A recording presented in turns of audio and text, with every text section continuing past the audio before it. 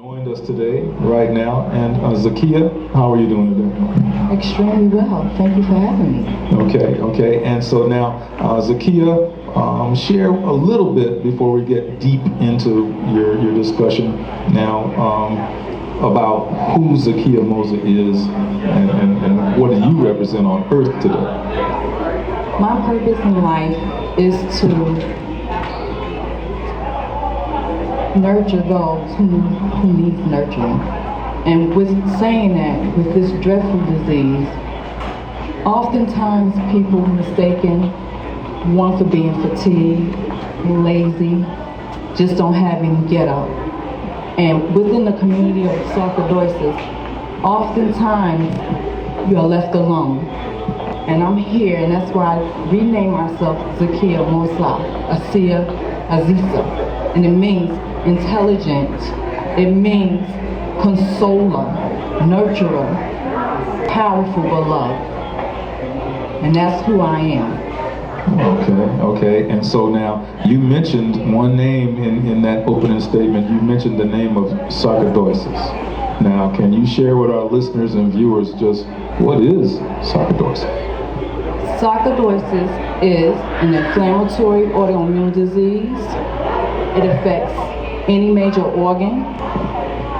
Unfortunately, right now, they don't have a cause or a cure for this disease. The disease has been around for over 100 plus years. Scientists, doctors are baffled.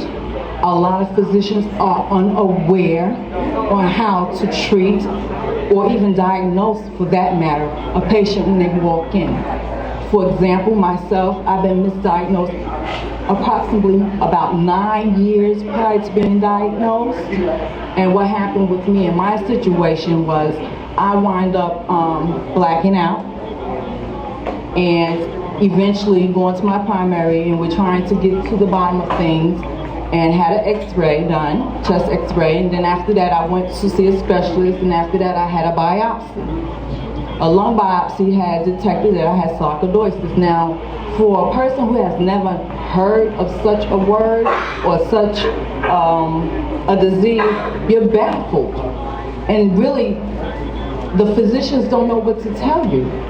There's plenty of research being done, but honestly, I could see we here in the United States needs to push forward and do more. We had, if you're familiar with Bernie Mac, he died from complications from sarcoidosis. We just recently, at the end of the month of May, had lost a Colorado representative, Buccaneer. He had sarcoidosis. Dale Armstrong from NASCAR has sarcoidosis. You have Angie Stone here in Atlanta, she's had sarcoidosis. Evander Holyfield, the list goes on and on and on. Mayfield Father Sr., he has sarcoidosis, and honestly, something needs to be done. And that's why I'm here. I'm here to knock on doors. If I have to kick them down, little old me, I will kick them down. I want to come and speak to people with good intentions and not to seem abrupt or forceful. But sometimes you have to take that route. I have written the governor here in the state of Georgia, Nathan Deal, in the month of January of 2015, and received a proclamation for sarcoidosis February 11th of 2015. And I just recently met with the governor to do a photo shoot, and that went extremely well.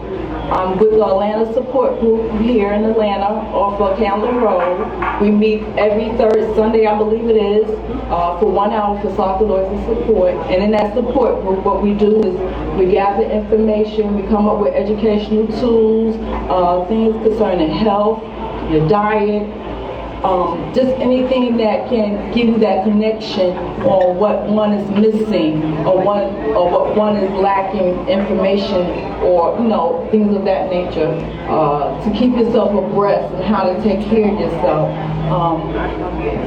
With this disease, unfortunately, here in the United States, women are more targeted to have a higher disease rate. Why is that? We don't know. September the 11th, I had read a couple of articles and rules on Google about the World Trade. A lot of firefighters, a lot of first responders have sarcoidosis. So it's something that we're inhaling, digesting. What is it?